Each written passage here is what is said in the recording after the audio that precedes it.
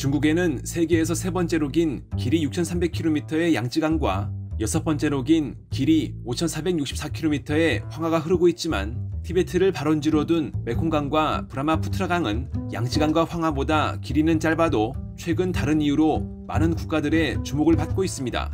바로 중국이 강 상류의 물을 통제하며 무려 7개국을 말려 죽이고 있기 때문입니다.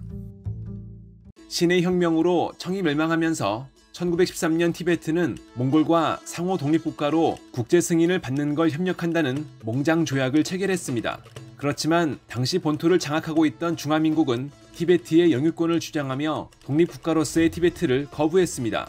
국공내전 이후 본토를 확보한 중화인민공화국은 티베트의 저항을 무시하며 1950년에 티베트를 합병했고 1959년에는 티베트 내 반란을 진압하며 티베트를 장악했습니다. 이러한 일련의 과정에서 티베트는 인도, 영국, 미국 등의 도움을 요청했지만 국제사회는 외면했습니다. 당시만 해도 예측할 수 없었겠지만 중국의 티베트 점령은 현재 이곳을 발원지로 두고 있는 여러 강들의 수자원들을 중국이 통제할 수 있게 만들어 중하류의 여러 국가에 위협을 주고 있습니다.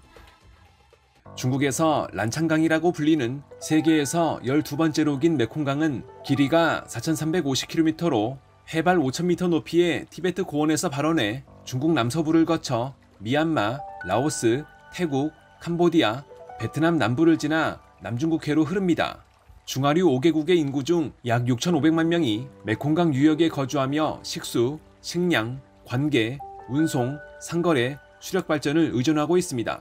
태국의 경우 메콩강 유역은 평야에서 태국 경작지의 절반을 차지하고 있고 캄보디아는 인구의 절반 정도가 의존하고 있는 가장 큰 담수어장인 톤레샤프 호수가 메콩강에 의해 물이 보충되고 있는 상황입니다. 또한 1,700만 명 이상의 베트남인들이 거주하고 있는 메콩강 삼각주의 경우 베트남의 연간 쌀 생산량 절반 이상과 국가 GDP의 3분의 1이 창출되고 있을 정도입니다. 공교롭게도 현재 메콩강은 점점 말라가고 있습니다. 최근 몇 년간 메콩강의 수위는 기록이 시작된 이래 가장 낮은 수준을 형성했는데 하류만 보더라도 수위가 낮아져 사람이 건너갈 수 있을 정도입니다. 중하류에 위치한 국가들은 이러한 문제가 기후변화에 따른 영향이라기보단 중국이 메콩강 상류에 다수의 수력발전소를 건설했기 때문이라고 주장하고 있습니다. 중국은 1993년 메콩강의 첫 번째 댐인 만안 수력발전소의 완공을 시작으로 메콩강 상류 유역을 따라 본류에만 높이 100m 이상의 거대한 댐 5개를 포함해 12개의 댐을 건설해 운용하고 있습니다. 이에 더해 중국 영토 내의 지류에는 무려 95개의 댐이 건설돼 가동되고 있습니다.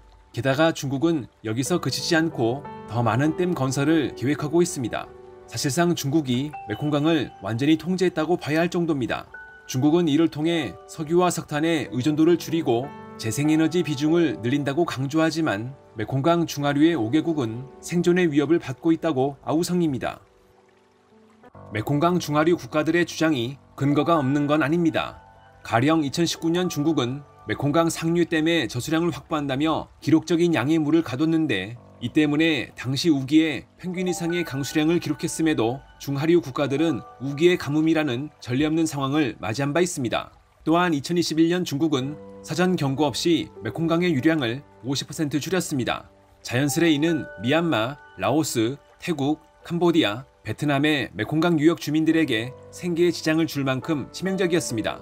지난해에도 중국은 11개 댐 중 6개 댐의 저수량을 늘리기 위해 10억 입방미터의 물을 통제했습니다. 이에 따라 2019년 이후 태국, 캄보디아, 베트남은 상당히 긴 가뭄을 겪으며 식량 생산이 감소했고 어류 개체수도 급감한 것으로 조사됐습니다. 또한 식수 부족 외에도 바닷물 역류로 토양의 염류화가 진행돼 농업 환경에 어려움이 보고됐습니다. 중하류의 국가들은 피해를 예방하고자 중국에 데이터 공유를 요구하고 있지만 중국은 미온적인 반응을 보이고 있습니다. 중국의 메콩강 담수 통제는 현재 진행형입니다. 중국에서 야루짱부강이라고 부르는 브라마푸트라강도 상황은 마찬가지입니다.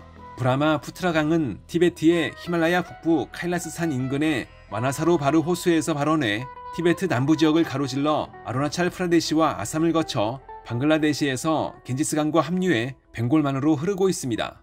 세계에서 15번째로 긴 브라마푸트라강의 길이는 3,969km로 절대 만만하게 볼 수 없는 길이를 지니고 있습니다. 유량으로 판단했을 때 브라마푸트라강은 세계 9번째일 정도로 상당히 많은 물을 담고 있습니다. 특히 인도에선 대부분 강에 여성의 이름을 명명했지만 브라마푸트라강은 브라흐마의 아들이라는 의미로 남성의 이름을 붙였을 만큼 힌두교의 신성한 강으로 간주되고 있습니다. 인도 북동부 지역과 방글라데시에 거주하는 2억 1천만 명에게 담수 자원으로서 브라마푸트라강은 매우 중요합니다. 특히 강의 최하류인 삼각주에만 1억 3천만 명이 거주하며 브라마푸트라강에 의존하고 있는 상황입니다. 이러한 브라마푸트라강은 농경지에 인공적으로 물을 공급하는 관계의 절대적인 존재라고 볼 수 있는데 인도 북동부와 방글라데시의 농업에 많은 영향을 끼치고 있습니다. 방글라데시만 보더라도 경작 시 많은 물이 필요한 쌀의 경우 2022-2023 회계연도에만 3,910만 톤을 생산했는데 이는 같은 기간 한국의 쌀 생산량의 10배 이상에 해당합니다. 게다가 브라마푸트라강의 유량은 세계에서 9번째로 많은 초당 약 19,302박미터에 달해 대부분의 구간에서 항해가 가능하여 운송에서도 중요하고 동쪽으로 흐르는 브라마푸트라강이 벵골만 쪽으로 크게 휘어지는 티베트 남부만 봐도 길이 50km 구간의 낙차가 2,000m에 달할 정도로 수력발전으로도 뛰어난 지리적 특성을 갖고 있습니다. 3개국이 브라마푸트라강을 공유하고 있음에도 현실에선 중국을 제외하고 인도와 방글라데시는 철저하게 의뢰 입장입니다. 중국과 인도는 지난 60년간 3,400km 길이의 국경 인근에서 무력 충돌을 이어왔습니다. 그중 브라마푸트라강이 가로지르고 있는 아루나찰 프라데시도 국경 분쟁이 벌어지는 문제의 지역인데 과거 1914년 영국의 식민지였던 인도와 티베트 왕국이 설정한 맥마흔 라인에 따라 현재 이 지역에서 중국과 인도는 1130km를 맞대며 한국 면적의 80%를 상회하는 84,000제곱킬로미터의 영토를 놓고 대립 중입니다. 아루나찰 프라데시에서 벌어지는 분쟁의 근본 원인은 중국과 인도가 인정하는 국경의 차이가 존재하기 때문입니다. 인도는 영국 식민지 당시 설정되었던 맥마흔 라인의 효력을 주장하고 있지만 중국은 맥마흔 라인이 식민지 시대에 체결된 불평등 조약에 따른 결과라며 이를 부정하고 있습니다. 이러한 상황에서 중국이 브라마푸트라강의 상류를 통제하고 있기 때문에 인도 입장에선 영유권 분쟁에서 지정학적으로 매우 불리한 게 사실입니다. 1998년 중국은 티베트의 3대 호수 중 하나인 얌드로코 인근에 호수를 신성시하는 티베트의 반대를 무릅쓰고 브라마푸트라강 최초의 수력발전소를 건설했습니다.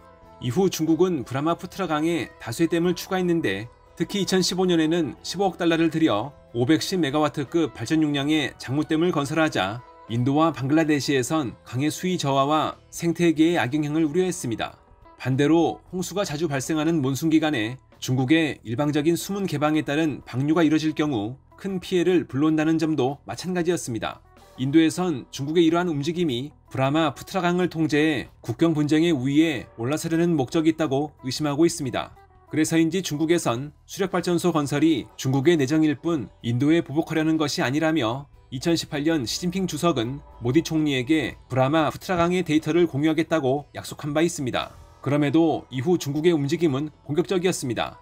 브라마푸트라강 중국 구간 하류에 세계 최대 수력발전소인 샨샤댐의 3배 수준에 해당하는 총 60기가와트 규모의 수력발전소 건설 계획이 당의 14차 5개년 계획과 2035년 장기 목표를 통해 공개됐기 때문입니다. 중국의 이런 계획은 당시 인도를 경악했는데 인도도 맞불을 놨습니다. 2024년 인도 정부는 아루나찰 프라데시에 10억 달러를 투입해 12개의 수력발전소를 건설한다고 발표했습니다. 중국의 댐 건설로 인한 홍수나 물 부족 문제를 예방하기 위한 움직임인 것입니다. 그렇지만 중국에선 인도의 아루나찰 프라데시의 영유권 주장을 인정하고 있지 않아 인도의 수력발전소 건설 추진을 반대하고 있습니다. 2017년 부탄 인근의 도클람에서 중국과 인도가 대치했던 사건 이후 중국이 방글라데시에만 숨은 데이터를 공유하고 인도에는 공유하지 않았던 전례에 비춰본다면 다시 한번 이 지역에서 심각한 충돌이 예상됩니다. 수자원을 무기화하여 여러 국가들을 통제하려는 중국의 움직임을 두고 영내 안정에 위협이라는 주장이 많지만 중국은 자국 영토 내에서 벌어지는 일에 관여하는 건 내정 간섭이라는 입장입니다.